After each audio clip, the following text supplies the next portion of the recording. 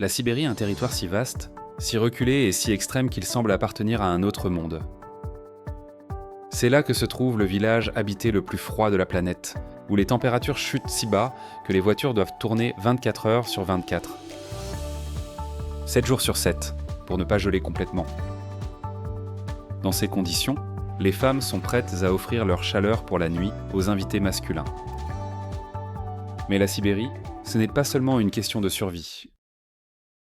C'est une région imprégnée de mystères, des sinistres goulags de l'ère soviétique à l'affaire non résolue du col Diatlov.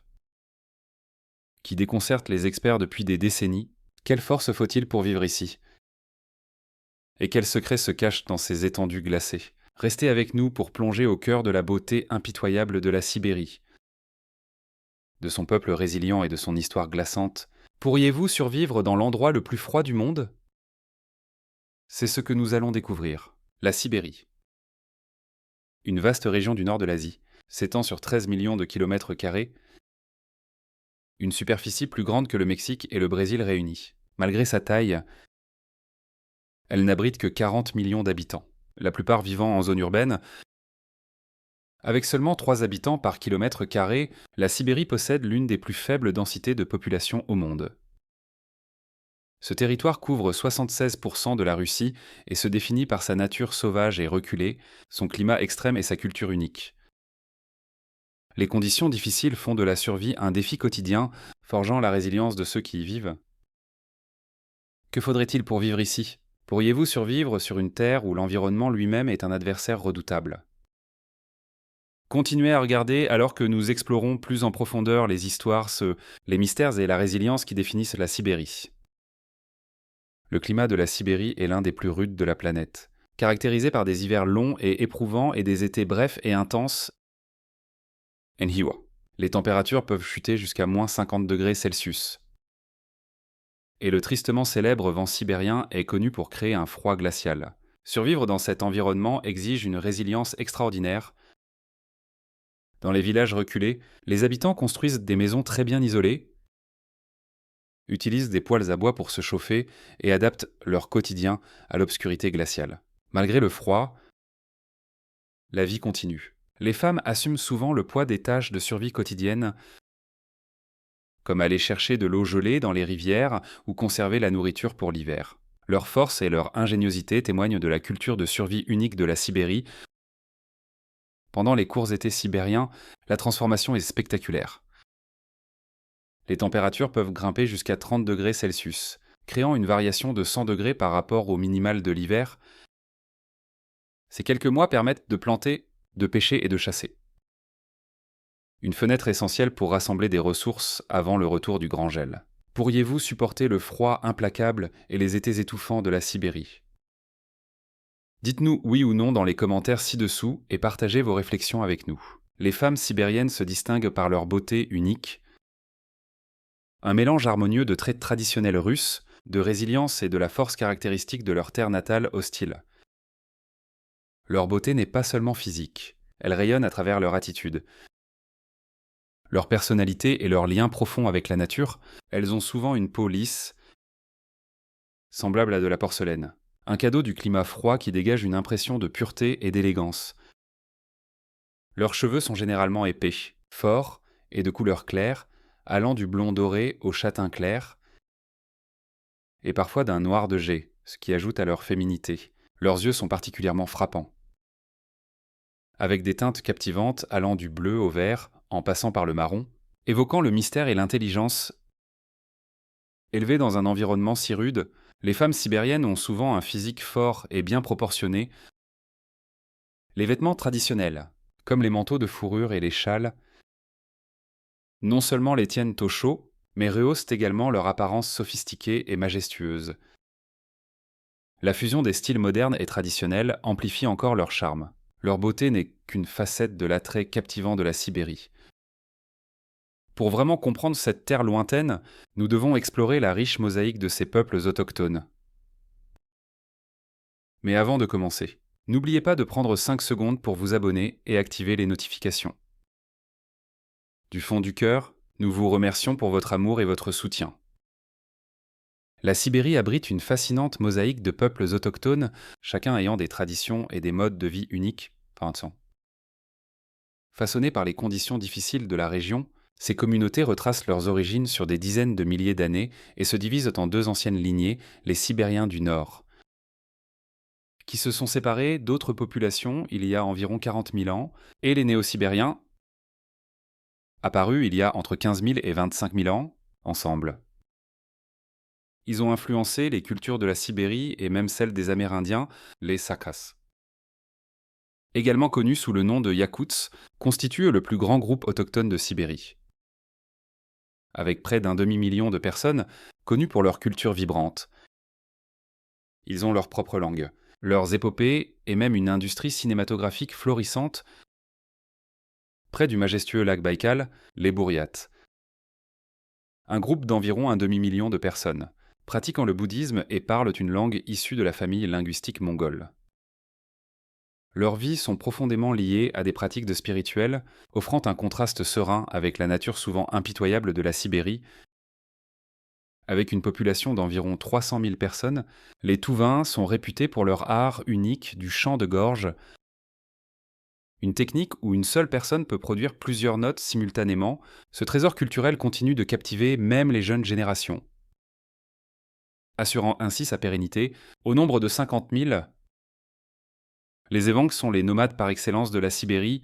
Ils parcourent de vastes toundras et forêts avec des troupeaux de rennes qui leur fournissent nourriture, transport et vêtements. Leur vie est un témoignage d'adaptabilité et d'harmonie avec la nature, vivant dans les toundras glaciales de la Tchoukotka. Le peuple Tchouktché ne compte que 12 000 âmes, mais sa résilience est légendaire. Divisés en deux cultures, les éleveurs de rennes et les chasseurs marins, ils survivent grâce à l'élevage, la pêche et la chasse aux phoques et aux baleines. Leurs habitations transportables, appelées tchoum, sont fabriquées à partir de peaux d'animaux et offrent un abri contre des températures pouvant descendre jusqu'à moins 73 degrés Celsius. L'un des aspects les plus remarquables de la culture tchouktché est l'importance accordée à la gentillesse et à l'hospitalité. Refuser de la nourriture ou un abri, même à des étrangers, est un tabou. Ce profond sens de la communauté leur a valu la réputation d'être le peuple le plus honnête du monde. Laquelle de ces cultures sibériennes a le plus captivé votre imagination? Est-ce le chant de gorge mélodieux des Touvins? La résilience nomade des Evanks? Ou peut-être la gentillesse légendaire des Tchouktchès? Partagez vos réflexions dans les commentaires ci-dessous et dites-nous s'il y a une histoire sibérienne que vous aimeriez que nous explorions plus en détail dans une future vidéo. En plus de la tribu Tchouktché, il y a aussi la tribu des Esquimaux en Sibérie.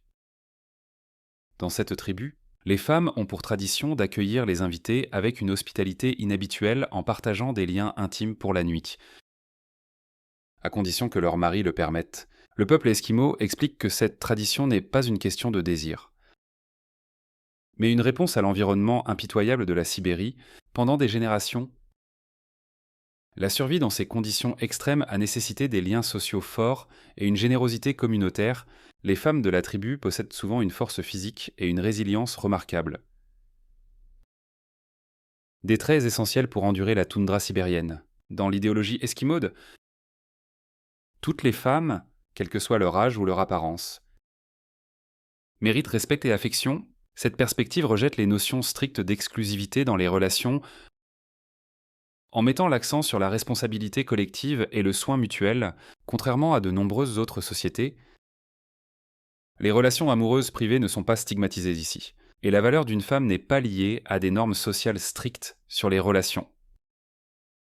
Aujourd'hui, alors que les influences modernes atteignent la Sibérie, de nombreuses communautés esquimaudes et autochtones ont abandonné de telles pratiques. Cependant, certains groupes isolés continuent de maintenir cette coutume comme un symbole de leur générosité durable et de leur identité culturelle face à un monde en mutation.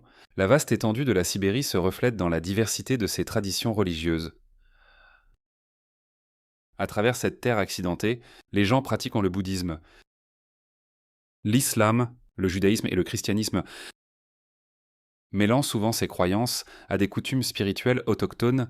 Par exemple, dans les régions proches du lac Baïkal, le peuple bouriate suit le bouddhisme imprégnée de pratiques chamaniques liées au monde naturel. En revanche, l'islam est pratiqué par les communautés tatares et bachkirs, tandis que l'orthodoxie chrétienne domine parmi les Russes de souche. La cuisine sibérienne est profondément ancrée dans la terre, s'appuyant sur des ingrédients capables de résister à son climat rigoureux. Les aliments de base comprennent le poisson, la volaille, les champignons, les baies et le miel. Parmi les plats les plus célèbres de Sibérie, on trouve le ch'ti, une soupe copieuse à base de pommes de terre et de viande, parfaite pour lutter contre le froid. La salade russe, connue dans le monde entier, ce plat combine pommes de terre, petits pois et mayonnaise en un délice crémeux. Vient ensuite le hareng sous un manteau de fourrure, une salade en couches composée de hareng, de pommes de terre, de betteraves, de carottes, d'œufs et de mayonnaise, un festin coloré fidèle à son nom. Et bien sûr, il y a le bœuf stroganoff, le plat légendaire de filet de bœuf sauté dans une sauce riche et onctueuse, incarnant la chaleur et la générosité de la Sibérie. Comment a-t-on pu concevoir la création d'une prison dans l'une des régions les plus rudes et les plus reculées du monde ? La réponse réside dans la décision du régime soviétique d'établir le goulag, un système notoire de camps de travail forcés. Le terme goulag provient de l'acronyme russe de l'administration principale des camps de travail correctionnels. Ces camps ont été créés à l'époque soviétique et servaient à plusieurs fins, notamment à détenir des personnes considérées comme des dissidents politiques et à fournir de la main-d'œuvre pour des projets d'infrastructure en Sibérie. Les conditions difficiles de ces camps ont laissé une marque importante dans l'histoire. La vie quotidienne au goulag était éprouvante. Marquée par des conditions environnementales et de vie très dures, les prisonniers effectuaient des tâches exigeantes comme la construction de routes et de voies ferrées. Souvent par des températures glaciales avec des ressources limitées, beaucoup souffraient de pénuries alimentaires et de maladies. Faisant de la survie un défi quotidien, les femmes au goulag faisaient face à des difficultés uniques, devant accomplir le même travail physiquement exigeant que les hommes tout en subissant des épreuves supplémentaires malgré ces difficultés. Leur résilience et leur soutien mutuel étaient remarquables et témoignent de la force et de la solidarité humaine. L'histoire du goulag est à la fois sobre et source de réflexion. De nombreuses régions de Sténon, de nombreuses régions de Sibérie conservent encore des vestiges de cette époque, des structures abandonnées aux artefacts historiques. Les chercheurs continuent d'étudier ces sites, découvrant des histoires qui éclairent la vie de ceux qui ont enduré ces camps. En 1959, la Sibérie est devenue le théâtre de l'un des mystères non résolus les plus intrigants de l'histoire moderne, l'affaire du col Dyatlov. Nommé d'après Igor Dyatlov, le chef d'un groupe de 9 randonneurs, cette tragédie s'est produite dans les montagnes reculées de l'Oural dans des circonstances si déroutantes qu'elle continue de susciter la curiosité et le débat. La tente des randonneurs a été découverte déchirée de l'intérieur, suggérant qu'ils étaient repartis précipitamment, alors que quelques-uns semblaient indemnes. D'autres présentèrent des signes de traumatismes internes inhabituels. Le corps d'une des victimes présentait des anomalies uniques, qui ont alimenté diverses théories au fil des ans, ajoutant au mystère. Des traces de radiation auraient été trouvées sur les vêtements de certains membres du groupe, menant à des spéculations sur d'éventuels liens avec des activités militaires secrètes ou des facteurs environnementaux. Les théories entourant l'incident vont de phénomènes naturels comme des avalanches ou des conditions météorologiques extrêmes à des idées plus spéculatives impliquant des expériences secrètes, le folklore ou même des forces inexpliquées. Malgré des enquêtes approfondies, la véritable cause de la tragédie du col Dyatlov reste une énigme, captivant des générations de chercheurs et de passionnés. Un petit village de Sibérie détient le titre de lieu habité le plus froid de la planète. Connu comme le pôle du froid, il a enregistré des températures aussi basses que moins 72 degrés Celsius, poussant l'endurance humaine à ses limites absolues. Malgré ces conditions brutales, les habitants d'Oymyakon ont trouvé des moyens de survivre. En s'appuyant sur des communautés soudées et des traditions éprouvées, vivre à Oymyakon exige de la résilience. Les maisons sont fortifiées avec une épaisse isolation et équipées de poêles à bois ou de systèmes de chauffage efficaces pour combattre le gel incessant. Les infrastructures sont adaptées au froid, les voitures tournent toute la journée pour éviter que les moteurs ne gèlent. Et des caves souterraines sont utilisées pour stocker la nourriture en toute sécurité. Pour les éleveurs nomades et les chasseurs sibériens, les yourtes sont une bouée de sauvetage. Ces habitations transportables, construites avec des matériaux robustes et une isolation thermique, offrent chaleur et protection contre les vents violents et la neige de la Sibérie. Contrairement aux yourtes traditionnelles d'Asie centrale, les yourtes sibériennes comprennent des systèmes de chauffage pour supporter les hivers extrêmes. Au-delà d'être des abris, les yourtes sont aussi des lieux de rassemblements sociaux et de célébrations culturelles, comme les mariages et les festivals. Les hivers glaciaux d'Oymyakon limitent les activités extérieures, rendant les tâches quotidiennes comme faire les courses ou se déplacer des défis monumentaux. Pour y faire face, les Sibériens ont construit des passages souterrains dans les villes et adopté des solutions créatives, comme des techniques d'agriculture d'intérieur, pour minimiser l'exposition aux éléments. Bien que l'hiver domine, la Sibérie connaît des étés courts mais intenses, avec des températures atteignant 30 degrés Celsius, un contraste saisissant avec les minimales de l'hiver. Cette différence de près de 100 degrés définit les extrêmes de la vie à Oymyakon. Les vêtements des Sibériens reflètent leur environnement, les hommes portent la Kosovorodka, une chemise traditionnelle portée avec une ceinture et un pantalon, tandis que les femmes portent le sarafan. Une longue robe superposée à une chemise blanche et une ceinture, ces vêtements procurent de la chaleur tout en préservant le patrimoine culturel. Oymyakon est un témoignage de l'adaptabilité humaine, où la survie est un art façonné par la culture. La communauté et l'innovation, pourriez-vous supporter la vie dans le village le plus froid de la Terre? Pour les habitants d'Oymyakon, la résilience est une seconde nature. Au cœur des montagnes reculées de Sibérie, où la neige recouvre la terre une grande partie de l'année, vit Agafia Likova, souvent appelée la femme la plus recluse du monde. Depuis plus de 84 ans, Agafia survit dans l'isolement, à des centaines de kilomètres de ses plus proches voisins, sans électricité, sans moyens de transport ni commodité moderne. L'isolement d'Agafia a commencé en 1936.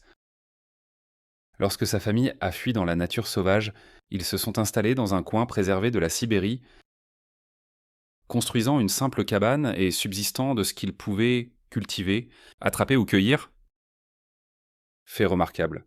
La famille Elikov était si isolée qu'elle a vécu la Seconde Guerre mondiale sans même savoir qu'elle avait eu lieu. Pendant plus de 40 ans, les Elikov sont restés complètement coupés du monde. Leur premier contact avec des étrangers a eu lieu en 1978, lorsque des géologues soviétiques sont tombés sur leur cabane et les ont informés de la mort de Staline.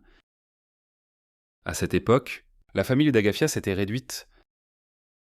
Son père est décédé en 1998 et ses frères avaient succombé plus tôt, la laissant seule. Malgré ses pertes, elle est restée fidèle à son mode de vie choisi. Agafia survit grâce à un régime simple de pommes de terre, de légumes et du lait de sa chèvre. Elle pêche dans une rivière voisine et travaille sans relâche pour entretenir sa propriété. Dans les années 1990, un géologue nommé Erofei Sedov s'est installé à proximité pour l'aider. Il vivait à quelques mètres de sa cabane, lui offrant une compagnie et un soutien occasionnel jusqu'à sa mort en 2015. Depuis lors, Agafia vit complètement seule. Comptant sur son ingéniosité et sa résilience pour survivre, la taïga sibérienne, également connue comme les poumons de la Terre, est la plus grande forêt du monde.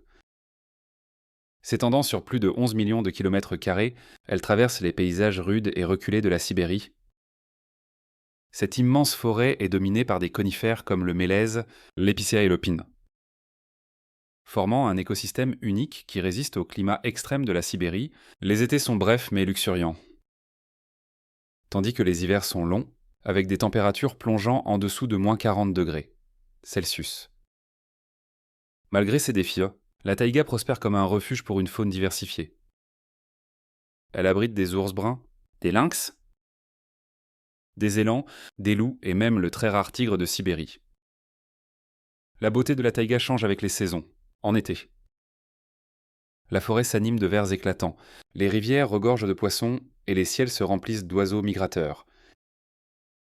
In Hiwa, Elle se transforme en une étendue blanche et sereine, avec des lacs gelés et des arbres chargés de neige créant un paysage qui semble d'un autre monde. Niché au cœur de la Sibérie se trouve le lac Baïkal, la perle de la Sibérie, une merveille naturelle qui captive l'imagination de tous ceux qui le visitent. En tant que lac le plus ancien et le plus profond de la Terre, le Baïkal est un témoignage de la beauté et du mystère du monde naturel. Cette étendue d'eau à couper le souffle contient 20% de l'eau douce non gelée de la planète, ce qui en fait une ressource vitale et un trésor écologique. Le lac Baïkal s'étend sur plus de 31 000 km², avec des profondeurs atteignant 1680 mètres. Ces eaux cristallines regorgent de vie, abritant plus de 3000 espèces, dont beaucoup n'existent nulle part ailleurs sur Terre. Le phoque du Baïkal, Onarpa, est le seul phoque d'eau douce au monde. Ajoutant au mystère du lac, Enhiwa, le Baïkal devient un paysage surréaliste lorsque ses eaux gèlent en une glace transparente, créant des formations qui ressemblent à des sculptures façonnées par la nature, mais les aventuriers peuvent marcher, patiner ou même conduire sur la surface gelée. Découvrant le lac dans un état quasi surnaturel, la vie autour du lac exige de la résilience. Les communautés locales dépendent de la pêche et de l'écotourisme pour survivre, équilibrant soigneusement leurs activités pour préserver l'écosystème fragile du Baïkal. Les femmes jouent un rôle essentiel dans le maintien des pratiques traditionnelles, de la confection de vêtements à la conservation du poisson. Assurant la prospérité de leur famille dans cette région reculée, le chemin de fer transsibérien est bien plus qu'une simple ligne de train. C'est un voyage légendaire qui traverse toute l'étendue de la Sibérie, s'étirant sur plus de 9288 km. Il relie Moscou à Vladivostok, offrant une occasion unique de découvrir les paysages époustouflants et les cultures diverses de la Sibérie. C'est la plus longue ligne de chemin de fer du monde, et le trajet complet dure environ 7 jours et 6 nuits. Le chemin de fer traverse une extraordinaire variété de paysages, des toundras tentaculaires et des forêts denses aux rivières et villages reculés. Ce n'est pas seulement un moyen de transport, c'est une plongée profonde dans l'âme de la Sibérie. En chemin, les voyageurs traversent des villes emblématiques comme Yekaterinbourg, Novosibirsk et Irkoutsk, chacune offrant sa propre part de l'histoire et de la culture russe. Le climat extrême de la Sibérie ajoute de la complexité au voyage. Les étés sont courts et chauds, tandis que les hivers apportent des températures glaciales et de la neige. Il est essentiel de bien préparer ses bagages, de se renseigner sur les horaires des trains et d'envisager des escales dans des lieux clés, comme le lac Baïkal. Pour s'immerger véritablement dans l'expérience, malgré ses défis, le Transsibérien offre un accès inégalé à la nature majestueuse et à la richesse culturelle de la Sibérie, sans avoir à endurer l'isolement ou les difficultés que rencontrent ceux qui y vivent toute l'année. Pour beaucoup, ce n'est pas seulement un voyage à travers la Sibérie, c'est un voyage au cœur de l'une des régions les plus reculées et mystérieuses du monde.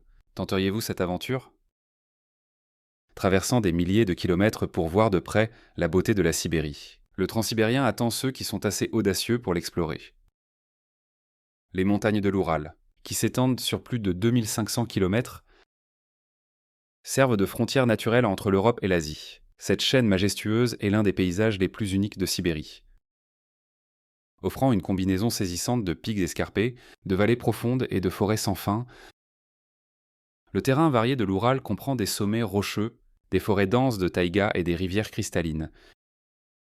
Chaque saison révèle une facette différente de sa beauté, une verdure luxuriante en été, des teintes flamboyantes baisées en Détroit et des teintes flamboyantes en automne et un paradis enneigé en hiver.